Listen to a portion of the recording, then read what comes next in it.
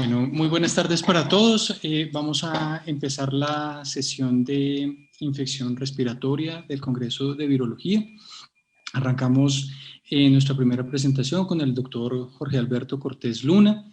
El doctor Cortés es profesor titular de la Universidad Nacional de Colombia, infectólogo del Hospital Universitario Nacional de Colombia, médico especialista en medicina interna e infectología, profesor asociado del Departamento de Medicina Interna de la Universidad Nacional de Colombia, investigador senior del Grupo de Investigación en Enfermedades Infecciosas de la Universidad Nacional en temas de infecciones micóticas, infecciones en inmunosuprimidos y epidemiología de la resistencia antimicrobiana. Adicionalmente es autor de 50 publicaciones en revistas variadas, miembro de la ASIN, de la Asociación Colombiana de Medicina Interna, Asociación Panamericana de Infectología, Infectious Diseases Society of America y la European Society of Infectious Diseases en Clinical Microbiology. Los dejo con el doctor Jorge Cortés. Muchas gracias, doctor Cortés, por su participación. Muchas gracias por la presentación. Muy buenas tardes a todos. Espero que se esté viendo bien la presentación y de nuevo un abrazo y un agradecimiento a la Junta y al comité organizador de este congreso, que es un gran esfuerzo en medio de la pandemia. Bueno, no tengo conflictos de intereses que declarar. Vamos a hablar de la definición, la microbiología y la epidemiología de las infecciones respiratorias. Vamos a hablar de algunas definiciones y neumonía con los datos que disponemos en Colombia. Vamos a hablar un poquitico del tratamiento y pues la pregunta grande que debe quedar es cómo va a jugar ahora los virus respiratorios ahora que SARS entra en el escenario. Estas son definiciones, probablemente ustedes las habrán oído a lo largo de este encuentro, que es una infección respiratoria aguda grave. Es una definición epidemiológica. Fue hecha para identificar los virus respiratorios nuevos que estuvieran circulando. Ustedes ven ahí, la definición es muy sensible, con fiebre como 37,8 o más, fiebre autorreportada, tos o dolor faríngeo y una admisión hospitalaria. La enfermedad similar a influenza también es un diagnóstico o es una definición epidemiológica que refiere a un cuadro agudo con fiebre, tos o dolor faríngeo. Es decir, es muy similar, excepto que si se hospitaliza, pues es una infección respiratoria aguda grave, un IRAC. Son definiciones epidemiológicas y, como decía, lo que buscan es identificar la circulación del virus. Por eso están siempre digamos, en las definiciones y ahora nos hemos familiarizado mucho más con eso, pero no carece de una implicación clínica per se.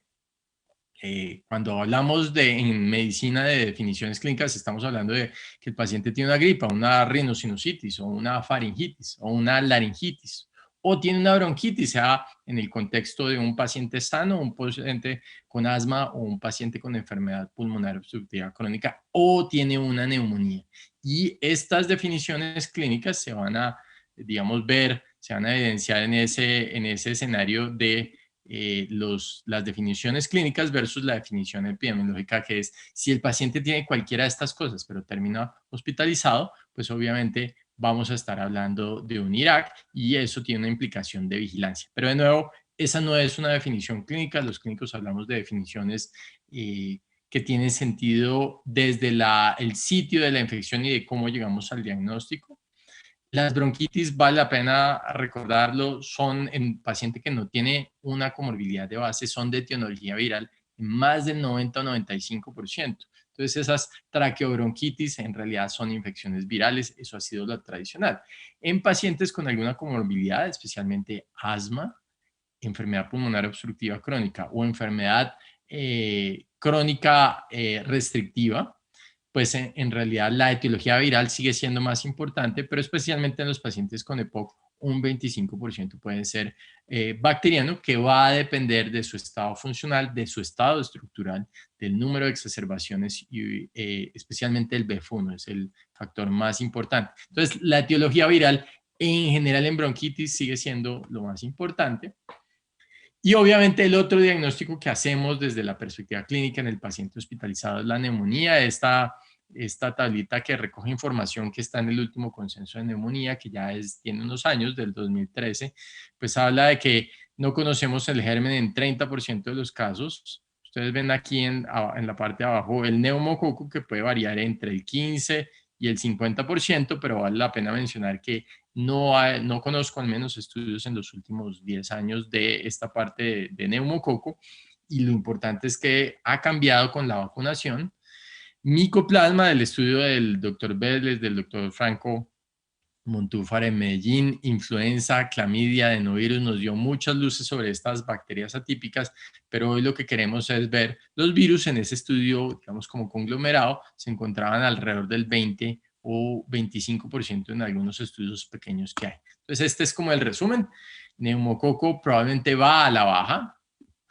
Los atípicos pueden ser 20 o 25%, mixtas otro porcentaje similar, y en los virus, que era lo que nos importaba, el 20%, pero vale la pena recordar que nos quedamos con una tercera o una cuarta parte de gérmenes que no se identifican digamos, desde la perspectiva etiológica.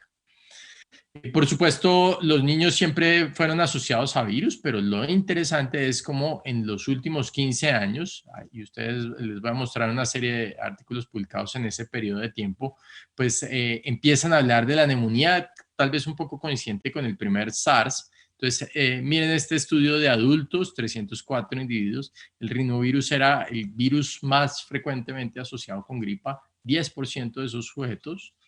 Influenza A y B, nada de extrañar, otro 10%, virus sincitial respiratorio 4%, y más bajos, aquí están nuestros viejos coronavirus, para que 95 de esos sujetos tuvieran eventualmente una identificación virológica, 95 de 304, entonces ustedes ven cerca del 30% de los aislamientos tenían un virus identificado. Tórax 2008, ya empezaban a nombrar. Aquí ustedes están viendo una cosa bien interesante, espero que se vea bien, es que los virus son promiscuos, se parecen a residentes que yo tengo allá en el servicio, porque se mezclan con otros patógenos, se mezclan con bacterias, y de bacterias de muchos tipos. Si ustedes ven aquí en este listado como cuando uno miraba las mezclas, estaban las bacterias, estaba influenza con varias bacterias, el rinovirus con varias bacterias.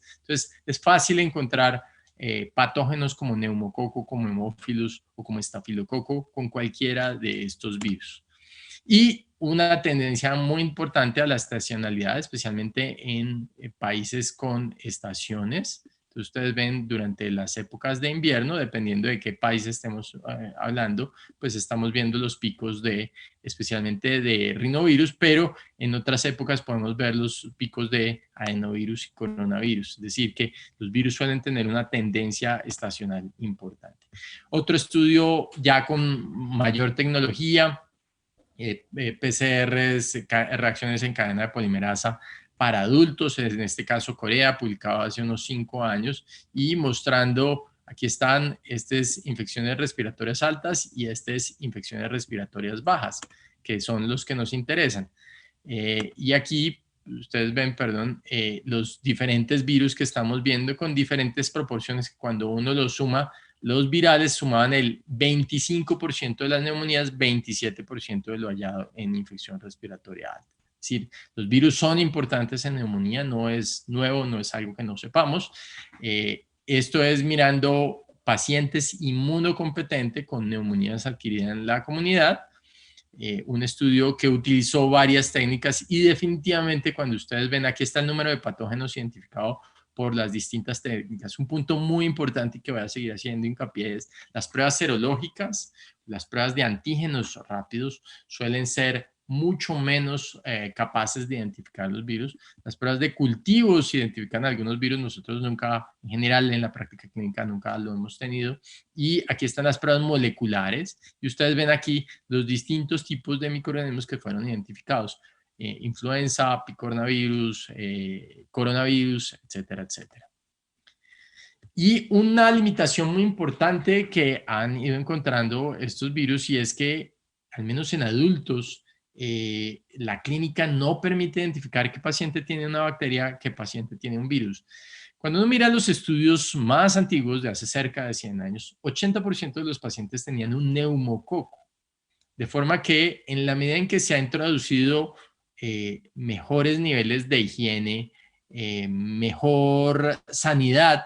El neumococo ha bajado sus tasas de colonización y con las vacunas eso ha sido cada vez de forma más importante. En este estudio lo que se trató de ver era si que alguno de estos modelos podía predecir cuál era la presencia de un virus. Encontrar leucocitosis disminuía la probabilidad de virus. Encontrar mialgias solitas aumentaba la presencia de influenza. Y miren esta combinación de mialgias, fatiga, la mialgia, por ejemplo, en los picornavirus, disminuye la probabilidad de infección, la fatiga la aumenta. Muchos de estos virus se caracterizan por algo que ahora vemos con alguna frecuencia, que es la dinamia y ese síndrome de cansancio que se ve en los pacientes. Y si el paciente terminaba hospitalizado, eso predecía con una alta probabilidad de que se tratara de un virus de influenza. Un estudio americano con mayores estrategias para tratar de pescar la mayor cantidad de virus. Ustedes ven, aquí están las bacterias tradicionales, una proporción un poco más pequeña, 30-40%, los virus el 7%, los coronavirus, nuestros viejos coronavirus, alrededor del 9%. Ahora, la pregunta sigue siendo, ok, ¿para qué me sirve saber si yo tengo un virus o no tengo un virus? ¿Eso me sirve para cambiar el manejo de mi paciente? Este es uno de los primeros estudios que trata de aproximarse a eso, hecho hace algunos años, y ustedes ven cómo se hizo PCR para identificar de nuevo influenza, coronavirus, rinovirus, etcétera, etcétera. Y una cosa muy importante, disminuyó 11% el uso de antibióticos. No tuvo cambios en otros desenlaces, aumentó los costos por los costos de la PCR, pero disminuyó el 11% del uso de antibióticos. Es quizás el escenario donde más probablemente eso nos va a beneficiar. Ok. Entonces, ¿cómo hacemos el diagnóstico hoy de infecciones virales? Ya todos están súper enfocados en esto, que los aspirados nasofaringios son mejores que algunas otras formas, especialmente los hisopados orofaringios o los aspirados orofaringios, que la serología, lo vengo diciendo, no es útil para el diagnóstico. Las pruebas directas, que pueden ser de antígenos, famosas pruebas rápidas, son de baja sensibilidad. Baja sensibilidad es que en algunos estudios las pruebas para influenza oscilan entre 15 y 60%, que son rendimientos muy malos, a veces con especificidades no tan malas, a veces con especificidades del 90%, pero con rendimientos en términos de la sensibilidad muy mala. Acuérdense que una baja sensibilidad se correlaciona con falsos negativos, es decir, no soy capaz de identificar el microRNA. Y la PCR definitivamente sola o multiplex y los microarreglos parecen ser como una solución más acercada, de mayor sensibilidad, de mayor rendimiento diagnóstico para identificar. Ahora miremos cuál es la situación en Colombia. Este es un estudio bien interesante publicado en una revista no tan conocida, que es la revista de la UIS, hace un par de años o 3 años. ¿Qué tan frecuente es el problema? Este es el primer estudio hecho en un pueblo pequeño con unos 15,000 habitantes, Aquitania, Boyacá, donde miraron cuál era la frecuencia de infección respiratoria de adultos. Y miren, la gripa era 36% de los casos y esta sería la incidencia, 5,000 casos por 100,000. 5% de la población va a tener gripa durante un periodo de tiempo, durante el periodo de tiempo de este estudio. Exacerbaciones de tiempo es 2% de la población. Boyacá está a un nivel elevado de altura, donde el EPOC es en general más frecuente. La bronquitis 1.7% de los habitantes, la neumonía el 0.3% y la bronquiolitis aguda el 0.3%. Entonces ustedes ven, ya empezamos a entender un poquito mejor con qué frecuencia. Datos de hace unos años del Instituto Nacional de Salud mostrando esto, la temporada de circulación de influenza, en este caso septiembre a diciembre en el año 2003, mostrando que 1 de cada 3 muertos por infección respiratoria aguda sucedieron por influenza. Los virus no solamente sí ocurren, sino que matan, ya lo sabemos, ahora lo estamos certificando. Y muy interesante, la mortalidad se aumenta cuando hay circulación de estos virus.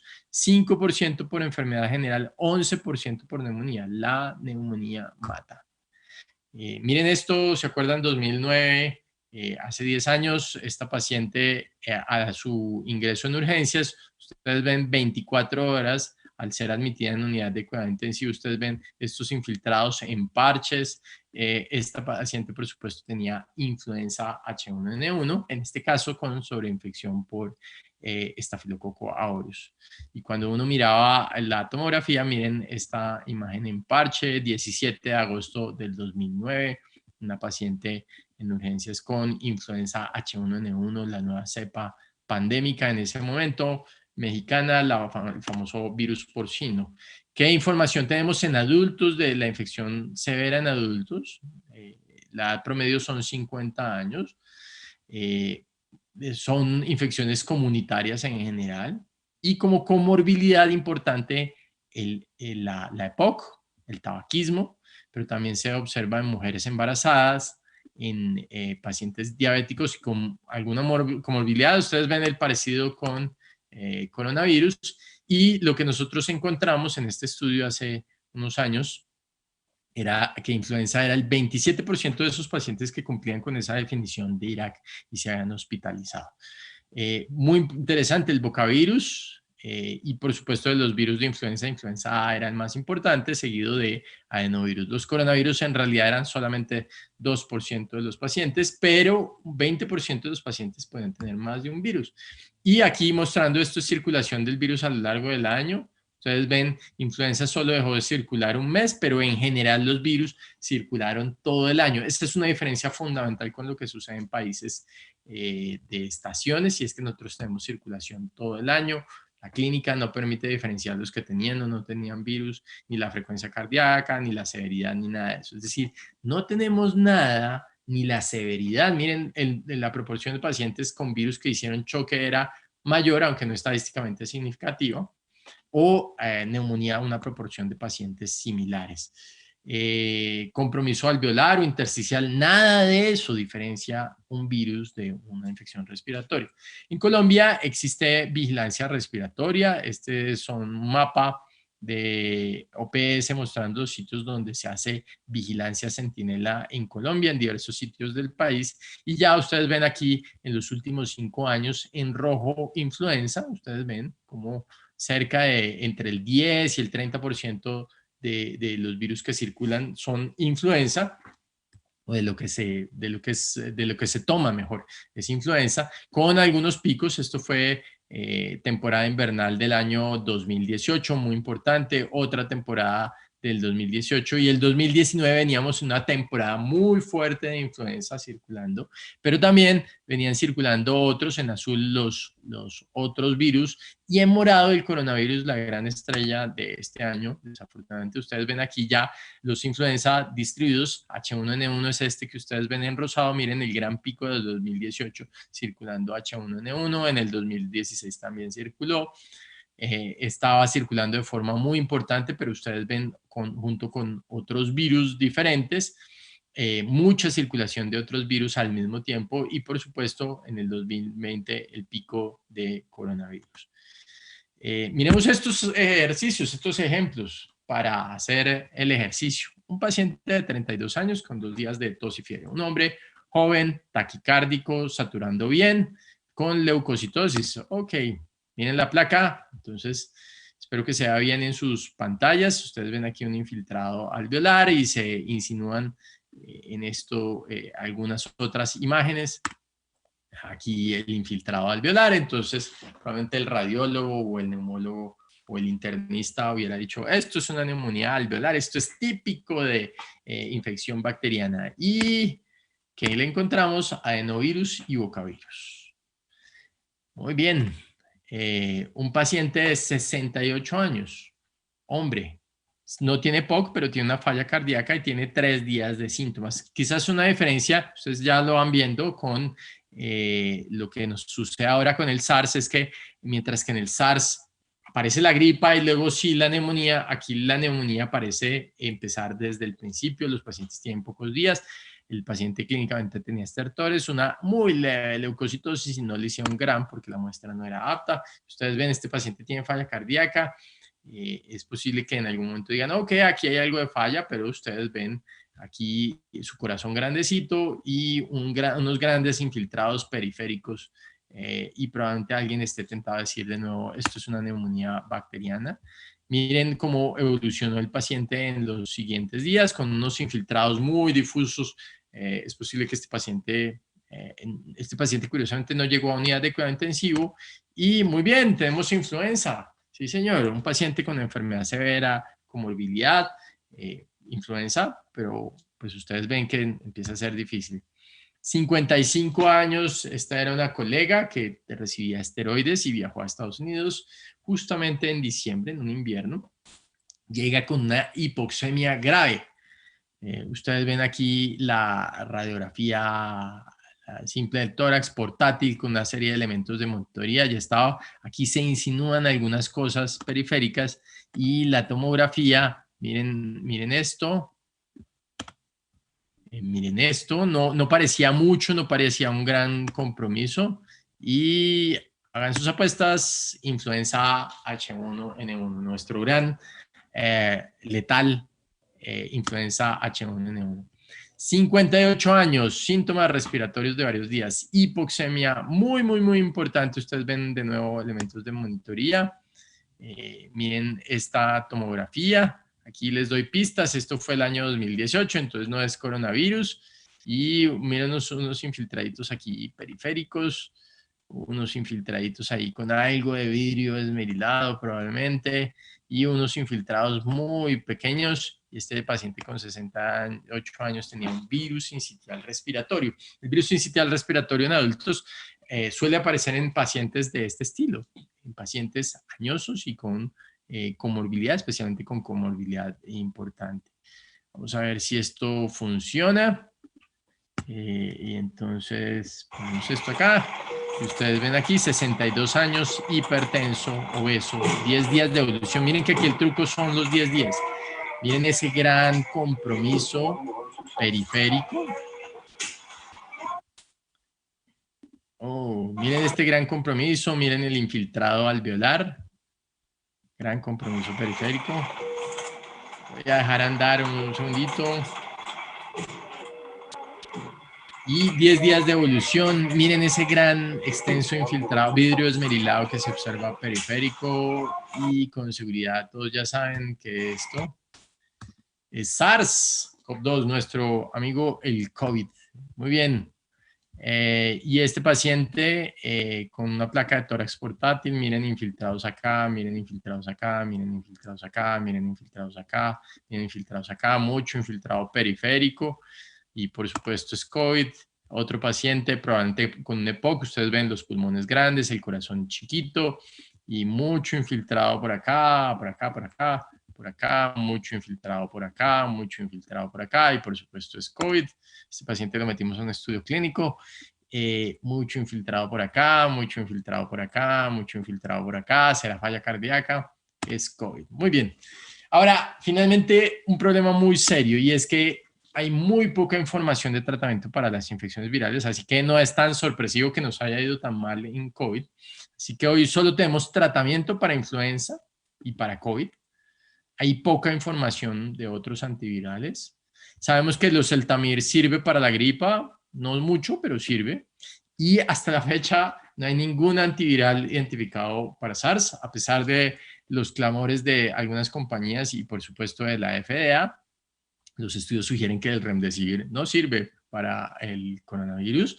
Miren este metaanálisis de oseltamivir, de inhibidores de neuroaminidasa para la influenza, y lo que nos interesa que es el impacto en la mortalidad. Entonces miren, en mujeres embarazadas, este subgrupo, en niños parece que no fuera muy efectivo. Ustedes ven como el intervalo cruza aquí. Acuérdense que si está para este lado del 1 es que funciona y disminuye la mortalidad. Y miren estos estudios de cohortes. No, estos estudios no suelen ser estudios aleatorizados, no hay grandes estudios aleatorizados porque la compañía que lo desarrolló lo hizo para la gripa.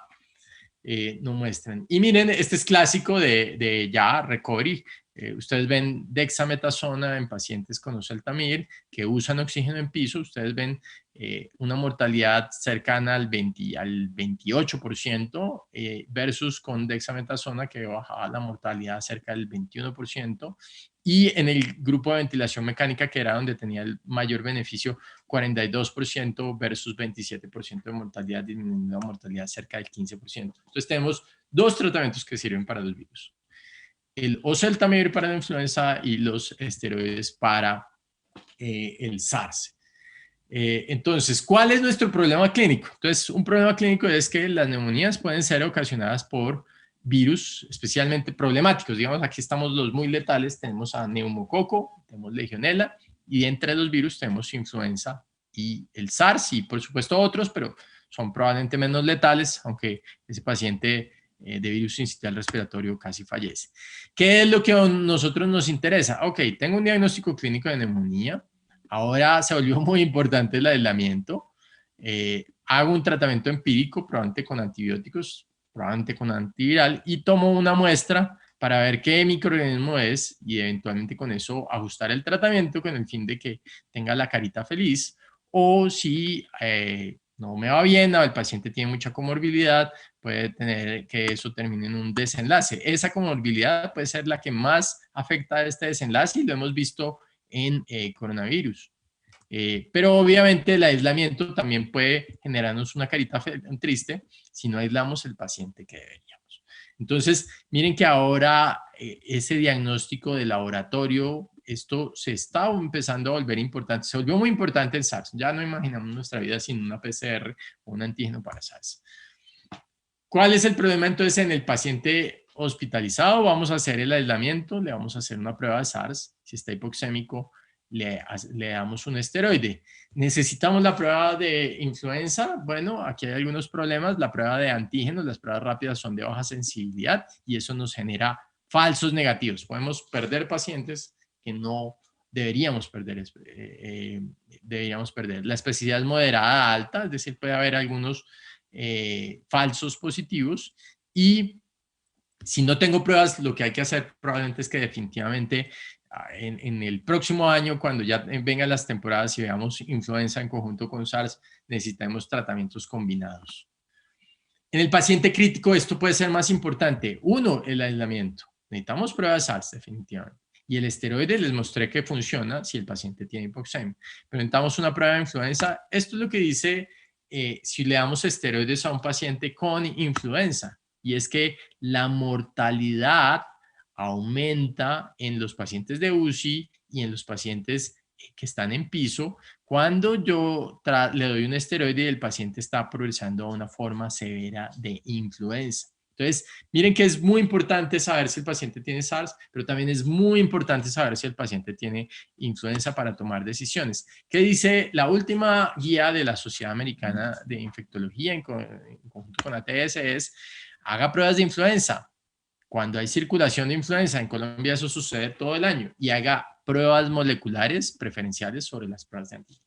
Ahora, no está muy claro cuál es el impacto de esto sobre la mortalidad, probablemente no existe. Sí debería usarse, debería ser importante para el control de infecciones, y como les había dicho, pues probablemente esto es útil para menor uso de antibióticos, que será la charla de mi colega un poco más adelante. Y recordarles que finalmente la higiene de manos y la prevención es la estrategia que tenemos a disposición para prevenir estas infecciones virales. Un tiempo muy corto para contarles: la infección respiratoria aguda grave sigue siendo un término epidemiológico con fines de salud pública, y que nosotros usualmente hablamos de bronquitis, neumonías, etcétera. Obviamente esa definición complementa el enfoque clínico. Digamos que lo importante es que hagamos un diagnóstico. Mi paciente tiene una neumonía, un COVID, neumonía por SARS. Las perspectivas de diagnóstico han mejorado. Lo que esta pandemia también demostró es que podemos tener diagnósticos moleculares. Y los necesitamos no solamente para influenza, los vamos a seguir usando en SARS, pero no solamente para SARS, sino también para influenza. Y va a ser muy importante diferenciar SARS e influenza. Es posible que necesitemos identificar otros virus, pero estos dos son los fundamentales. Pero necesitamos más investigación porque los estudios de pruebas moleculares múltiples todavía no nos dan la respuesta total. Y por ahora sigue siendo muy importante las medidas de prevención para cuidarse. Muchas gracias a muchas de las personas que colaboran en estos estudios de la universidad, del Laboratorio de Salud Pública y de muchas instituciones. A todos ustedes una feliz tarde. Espero que más adelante podamos conversar y responder algunas preguntas, porque en estos auditorios virtuales yo no los veo. Una feliz tarde a todos y feliz fin de semana.